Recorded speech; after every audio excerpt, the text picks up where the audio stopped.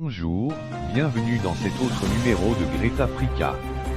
Dans cette nouvelle émission, le politologue et spécialiste des questions internationales, l'écrivain essayiste Wilfried Ekanga remet Stella Kanga à sa place, ce en relatant ce que gagne la France en restant en Afrique francophone 60 ans après les indépendances.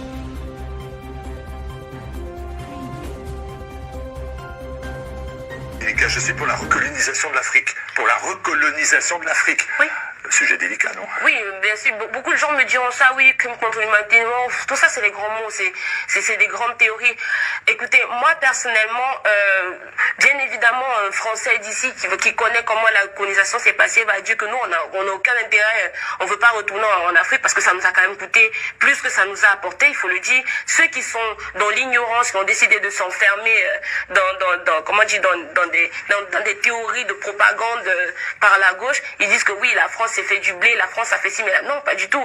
Quand on lit des ouvrages, quand on lit dans son ensemble, la colonisation a plus coûté à la France que ça ne lui a apporté. Personnellement, je voudrais qu'il y ait une recolonisation en Afrique. Pourquoi? Parce que je sais que les Français en Afrique, au moins ils seront justes. Au moins quelqu'un qui porte un nom de l'Ouest comme moi au Cameroun trouverait du boulot. Non pas parce qu'il appartient à une communauté ou à un village, mais parce qu'il est compétent. Je pense que il y aurait moins de corruption. Je pense qu'il y aurait un véritable ascenseur social. Je pense qu'il n'y aurait pas vraiment de fossé. Bref, c'est insupportable. Ce n'est pas la peine d'écouter ça jusqu'à la fin. Lors de l'opération Sangaris en République centrafricaine, des soldats de l'armée française se sont rendus coupables d'avoir poussé des petites filles à coucher avec des chiens, des animaux, moyennant quelques paquets de chocolat, quelques paquets de bonbons. Et lorsqu'on avait demandé au gouvernement français, il y a eu notamment des gens comme Jean-Pierre Chevènement qui avaient dit « Oui, la présence de soldats, de militaires dans des zones comme ça avec des enfants fragiles peut susciter ce type de comportement. » Vous venez de voir une Africaine qui dit que les crimes contre l'humanité dont est coupable la colonisation, ce sont des théories. Les ancêtres dont on a coupé les mains en RCA, le corps de Oumniobé qu'on a traîné pour le défigurer, attaché sur des animaux à travers la forêt dense camerounaise, ce sont des théories. Le napalm que la France a pulvérisé au Cameroun, à l'instar des pesticides qu'elle continue à pulvériser, notamment dans les plantations du Haut-Pendja et qui causent des cécités auprès de ceux qui travaillent, des produits qui ne sont même pas autorisés en France. Les crimes contre l'humanité pour cette Africaine, si tant est qu'elle est encore africaine que vous venez d'entendre, ce sont des théories, laissons tomber, on en a cure, on ne s'en occupe pas. Cette perle que vous venez d'entendre provient de Stella Kanga, qui travaille notamment dans le cadre de la revue Front Populaire, initiée par Michel Onfray. Je me demande comment quelqu'un d'aussi intelligent que Michel Onfray a pu s'entourer d'un ovni pareil, mais bon, ça fait partie des mystères de la création. J'aimerais te dire, Stella, ma petite sœur d'amour, que je peux comprendre que ce n'est pas facile, quand on est en France, d'obtenir un titre de séjour longue durée. Je peux comprendre que c'est compliqué de passer d'un statut de, je ne sais pas, étudiant, à une carte de 10 ans ou à la nationalité. Je peux comprendre qu'on soit prêt à tout pour y arriver. Mais je crois que pour quelqu'un qui a un minimum d'intelligence, et on voit d'ailleurs que tu en as un peu, il y a une limite, il y a une ligne rouge. Ce qui distingue l'être humain des animaux, c'est que l'être humain sait qu'il y a des règles, qu'il y a des lois. Et encore, les animaux sur ce plan-là se montrent plus intelligents que toi, parce que jamais le moustique ne s'aventure dans la savane du lion.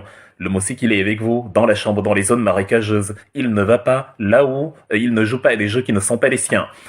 Donc, ça fait mal de savoir en tant que Camerounais que c'est une compatriote, si tant est que c'est encore le cas. On sait que, bon, le papier, mais on est d'abord compatriote dans l'âme. Mais c'est quand même douloureux de voir qu'une personne qu'on va estampiller comme camerounaise est l'auteur de phrases comme celle-là. La colonisation n'est pas un crime. Enfin, les crimes contre l'humanité, c'est des théories. Allez dire à nos frères israéliens que ce sont des théories, la Shoah, l'Holocauste, ils ont raison de revendiquer des dédommagements pour toutes les tragédies que ce canard Adolf Hitler les a fait subir. Mais là, on a un Africain, une Africaine qui vient devant la télévision et qui dit « Non, c'est pas grave, non, ça va, non, nos vies ne comptent pas, les autres ont raison si on leur fait du mal de revendiquer la rétrocession de leur histoire, mais nous, ça va, de toute façon, la colonisation a plus coûté aux colonisateurs qu'aux colonisés.